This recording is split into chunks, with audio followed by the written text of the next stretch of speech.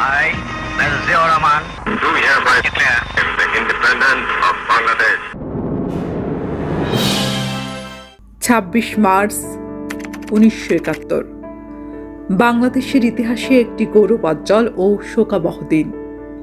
২৫শে মার্চের কাল রাত্রিতে পাকিস্তানি বাহিনীর বর্বরোচিত হামলার পর ২৬শে মার্চের প্রথম প্রহরে আনুষ্ঠানিকভাবে বাংলাদেশের স্বাধীনতা ঘোষণা করা হয়। পাকিস্তানি হানাদারদের এই বর্বর হামলার প্রেক্ষাপটে ২৭ মার্চ তৎকালীন সেনাবাহিনীর মেজর এবং পরবর্তীতে স্বাধীন বাংলাদেশের রাষ্ট্রপতি জিয়াউর রহমান চট্টগ্রামের কালুরঘাট বেতার কেন্দ্র থেকে বাংলাদেশের স্বাধীনতার ঘোষণা দেন।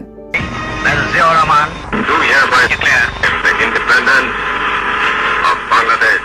সাধারণ জনগণের অপেক্ষা ছিল তাদের সংগ্রামকে ত্বরান্বিত করার দিক নির্দেশনার। মেজর জিয়ার স্বাধীনতার ঘোষণা তাদের দেশপ্রেমের একাগ্রতাকে বুনন করেছিল, যা মুক্তিযুদ্ধকে সুসংগঠিত ও বাংলার বীরদের মনোবল শক্ত করতে গুরুত্বপূর্ণ ভূমিকা রাখে।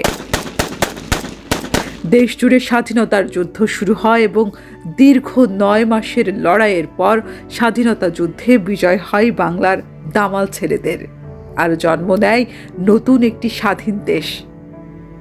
১৯৭২ সালের ২২ জানুয়ারি প্রকাশিত এক প্রজ্ঞাপনে ২৬শে মার্চ দিনটিকে বাংলাদেশের জাতীয় দিবস হিসেবে উদযাপন করা হয় এবং সরকারিভাবে এই দিনটিতে ছুটি ঘোষণা করা হয়।